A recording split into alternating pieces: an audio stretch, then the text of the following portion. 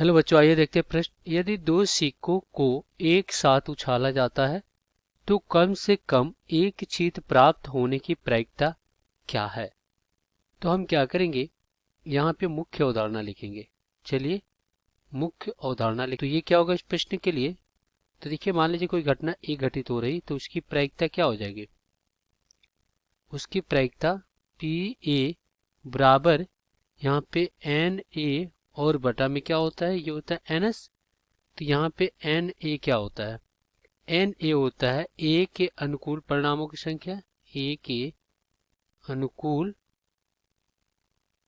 परिणाम।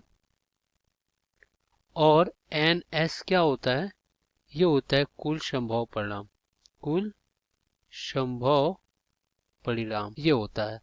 अब हम क्या करेंगे, दिए गए प्रश्नों को हल कर लेते हैं। चलिए, यहाँ पे कह रहा है कि दो सिक्के एक साथ उछाला जाता है। कह रहा है कि दो सिक्के को एक साथ उछाला जाता है, तो एक सिक्के पे कितने फलक होते हैं, दो, एक चित और एक पथ का। तो मान लीजिए दोनों सिक्के को एक साथ उछाला जाता है, तो मान लीजिए दोनों पे क्या आ गया, चित आ गया, दोनों पे चित आ गया। या तो पहले पे चित और दूसरे पे क्या आ गया, पट आ गया। या तो पहले पे पट और दूसरे पे चित आ गया।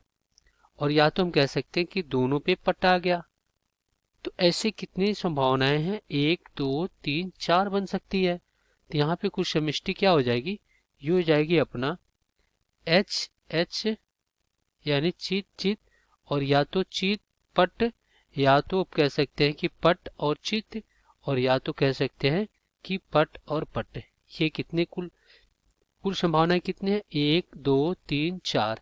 तो यहाँ पे क्या हो जाएगा, एन एस बराबर में कितने हो जाएगा, ये हो जाएगा आपका चार। तो यहाँ पे अगर हम क्या कर लेते हैं, मान लेते हैं घटना माना घटना ई। यहाँ पे कह रहा है कि कम से कम एक चीज प्राप्त हो। तो हम क्या करते हैं, माना घटना ई कम से कम एक चीज, कम से कम एक चीज प्राप्त हो, चीज प्राप्त हो, इसकी हमें प्रायिकता बताना है। तो यहाँ पे ई का जो समुच्चय बनेगा वो क्या बनेगा, देखिए यहाँ पे इसमें भी चीत है, कह रहा है कम से कम एक चीत हो, ज्यादा हो कोई दिक्कत नहीं। तो ये यहाँ पे क्या है, दोनों पे चीत है, इसमें भी चीत है और इसमें भी चीत है। तो यहाँ पे लिख सकते हैं एच एच चीत चीत, और फिर यहाँ पे चीत पट, और फिर क्या है आपका पट और चीत। तो ऐसे यहाँ पे कुल अनुकूल परिणाम कितने हो जाएंगे।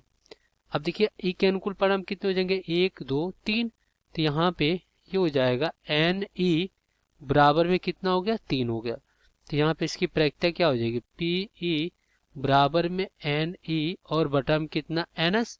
तो यहाँ से आपका क्या हो जाएगा, पी ई बराबर में तीन और बटा में चार। तो ये क्या हो जाएगा, आपका उत्तर हो जाएगा। आशा करते हैं बच्चे ये प्रश्न आपको समझ में आया होगा। धन्यवाद।